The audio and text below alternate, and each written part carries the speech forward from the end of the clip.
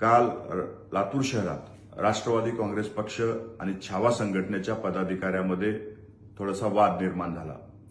काही असंविधानिक शब्द वापरल्यामुळे त्या ठिकाणी राष्ट्रवादी काँग्रेस पक्षाचे पदाधिकारी माझ्यासह त्यांचा राग अनावर त्या ठिकाणी झाला होता. खरं तर काही माध्यमांमध्ये बातम्या चालू आहेत की शेतकऱ्याच्या प्रश्नावर आवाज उठवला म्हणून विजय घाडगे पाटलाला आम्ही मारहाण केली. मी स्वतः शेतकऱ्याचा मुलगा आहे.